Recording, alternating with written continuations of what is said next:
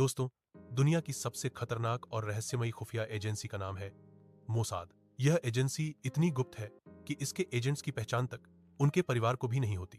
आज हम आपको बताने वाले हैं माइकल बार जोहर और निसिम मिशाल की किताब Mossad the greatest missions of the Israeli secret service का पूरा सार। इस किताब में दुनिया के सबसे बड़े, सबसे साहसी और रोमांचक ऑपरेशंस का खुलासा किया गया है, जिन्होंने इजराइल को कई बार विनाश से बचाया और आतंकवादियों को धूल चटाई। पार्ट 1, मोसाद का जन्म।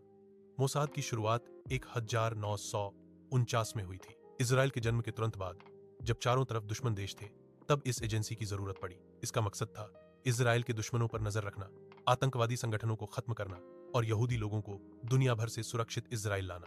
पार्ट 2, मोसाद की कुछ सबसे बड़ी मिशन। 1, एडोल्फ आइशमैन का पकड़ना। दूसरे विश्व युद्ध में लाखों यहूदियों की हत्या कराने वाला नाजी अधिकारी एडोल्फ आइशमैन अर्जेंटीना भाग गया था। 1960 में मोसाद एजेंट्स ने महीनों तक गुप्त निगरानी की और उसे पकड़कर इजराइल लाए। यह इतिहास के सबसे साहसी ऑपरेशंस में से एक माना जाता है। 2, ऑपरेशन एंटेब 1976। युगांडा के एंटेब एयरपोर्ट पर आतंकवादियों ने एक विमान हाईजैक कर लिया था, जिसमें इजरायली नागरिक भी थे। मोसाद और इजराइल की स्पेशल फोर्सेज ने 90 मिनट की अद्भुत कमांडो कार्रवाई कर सभी यात्रियों को छुड़ाया। यह मिशन दुनिया भर की खुफिया एजेंसियों के लिए एक मिसाल बन गया। 3, अरब वैज्ञानिकों की हत्या। Operation wrath of God.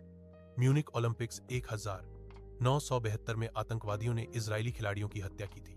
इसके बाद मोसाद ने ऑपरेशन रैथ ऑफ गॉड चलाया। दुनिया भर में जाकर आतंकियों को एक एक करके खत्म किया गया। यह ऑपरेशन सालों तक चला और इसका नाम सुनकर ही दुश्मन कांपने लगे। 4, परमाणु खतरे का अंत। इराक का तानाशाह सद्दाम हुसैन गुप्त रूप से परमाणु हथियार बना रहा था। मोसाद ने पहले उसकी जानकारी जुटाई और फिर 1981 में इजरायली एयरफोर्स ने ओसिरक न्यूक्लियर रिएक्टर पर हमला कर उसे तबाह कर दिया। इसने पूरे मिडिल ईस्ट की शक्ति संतुलन बदल दी। 5, यहूदियों का सुरक्षित घर वापसी। केवल दुश्मनों को मारना ही मोसाद का काम नहीं था। उन्होंने दुनिया के अलग अलग देशों से यहूदियों को सुरक्षित इजराइल लाने के लिए कई गुप्त मिशन चलाए। इथियोपिया से हजारों यहूदियों को गुप्त रूप से निकालना इनका मानवीय पहलू भी दिखाता है। पार्ट 3, मोसाद की कार्यप्रणाली। मोसाद की ताकत उसके जासूस हैं। ये लोग कई सालों तक दुश्मन देश में नकली पहचान से रहते हैं। इनमें से कई एजेंट्स को स्लीपिंग एजेंट्स कहते हैं, जो मौके का इंतजार करते हैं। मोसाद का नेटवर्क इतना फैला हुआ है कि वह कहीं भी किसी भी समय वार कर सकता है, और यही वजह है कि इसे दुनिया की सबसे प्रभावी खुफिया एजेंसी माना जाता है। दोस्तों, मोसाद की कहानियां हमें बताती हैं कि किस तरह बुद्धिमत्ता, साहस और रणनीति से एक छोटी सी एजेंसी पूरे मिडिल ईस्ट का नक्शा बदल सकती है।